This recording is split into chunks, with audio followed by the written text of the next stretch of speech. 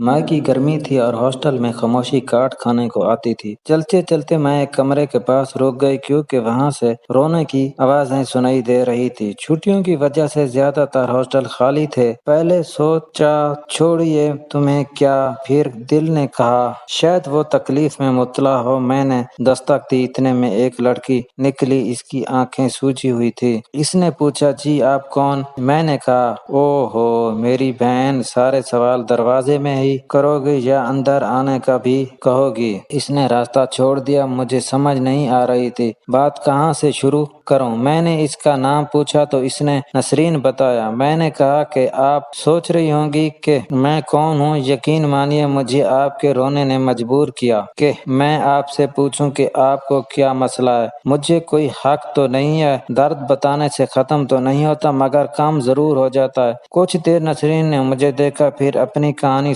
سنائی جو اسی کی زبانی سنتے ہیں۔ ہم 2 بہنیں اور 3 بھائی ہیں۔ مجھے پڑھنے کا بہت شوق تھا۔ غریبی اتنی تھی کہ 2 وقت کی روٹی مشکل سے پوری ہوتی تھی۔ میں دن کو سکول جاتی اور شام کو دوپٹہ کڑھائی کرتی تھی تاکہ اپنا شوق پورا کر سکوں۔ میری بڑی بہن نے بھی پرائیویٹ ہی تعلیم حاصل کی تھی۔ اکثر کھانے کو کچھ نہ ہوتا۔ میرا چھوٹا بھائی باغ سے کبھی امرود اور کبھی شہتوت چوری لے آتا تھا جن سے ہم تھوڑی بہت بھوک مٹا لیتے تھے۔ میرے والد ایک لوہے کے کارخانے میں کام کرتے تھے۔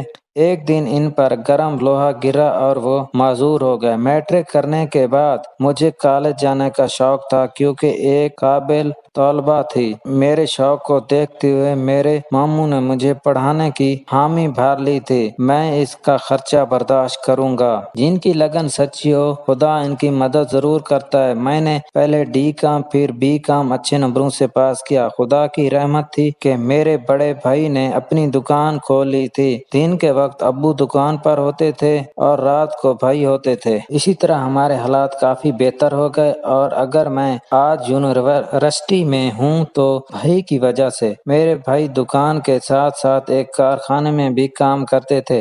بھائی نے میرا بہت ساتھ دیا ہے لیکن آج ایک خبر نے مجھے کمزور کر دیا ہے۔ یہ اس وقت کی بات ہے جب میں ڈی کام میں تھی۔ باقی لڑکوں کی طرح میرے پاس کچھ بھی نہ تھا، یہاں تک کہ کتابیں میں اپنی کلاس فائلوں سے لے کر نوٹ بنا لیتی تھی اور گلی کے بچوں کی ختم شدہ کاپیاں لے کر ان کے آخری 2 پیج جمع کرتی اور انہیں نوٹ کے طور پر استعمال کرتی تھی۔ برے وقت میں میرے ایک کلاس فیلو شکیل نے میری بہت مدد کی۔ میں چپ رہتی تاکہ کوئی مجھے کمزور اور غریب نہ سمجھے۔ شکیل مجھے ہر وقت دیکھتا رہتا تھا۔ اس کا دیکھنا مجھے اچھا لگنے لگا تھا لیکن میں کبھی بھی اس سے فضول بات نہیں کرتی تھی۔ وہ پڑھائی کا بہانہ بنا کر اکثر مجھ سے بات کرتا۔ دل ہی دل میں اسے چاہنے لگی۔ اکثر میری فیس لیٹ ہو جاتی تو وہ بھرتا تھا۔ میں اس بات پر اسے ڈانٹتی تھی، وہ مجھے بہت چاہتا تھا لیکن میں گھریلو حالات کی وجہ سے اس سے اکثر بے رخی سے بات کرتی تھی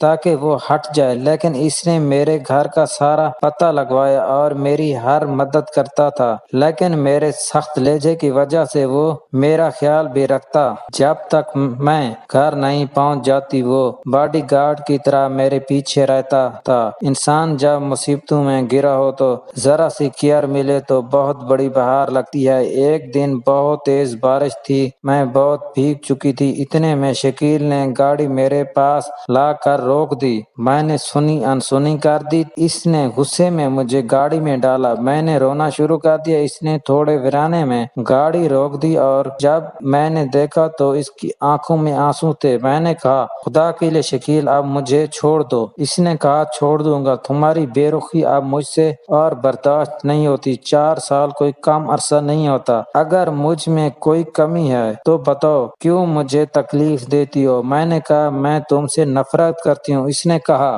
میری آنکھوں میں دیکھ کر بولو، سچ تو میں جانتی تھی یا میرا خدا، لیکن میں نے غریبی اور بھوک پیاس دیکھی تھی، میں کیسے خود غرض بن سکتی تھی؟ میں نے ہمت کر کے اس کی آنکھوں میں آنکھیں ڈال کر کہا میں تم سے نفرت کرتی ہوں۔ اس کے بعد شکیل نے گھر کے پاس مجھے اتار دیا اور کالج آنا بند کر کر دیا۔ میں نے بہت دعائیں کی کہ شکیل کالج آئے۔ آخر اللہ تعالیٰ نے میری سن لی اور وہ فائنل ایگزام میں آیا۔ میں بے بس کھڑی تھی، کچھ نہ کر سکی۔ آج 2 سال بعد اس کی کال آئی۔ اس نے کہا کہ نسرین، میں آج بھی تم سے پیار کرتا ہوں۔ 3 دن بعد میری شادی ہے، تم ابھی ہاں بولو، میں سب کچھ چھوڑ کر تمہارا ہو جاؤں۔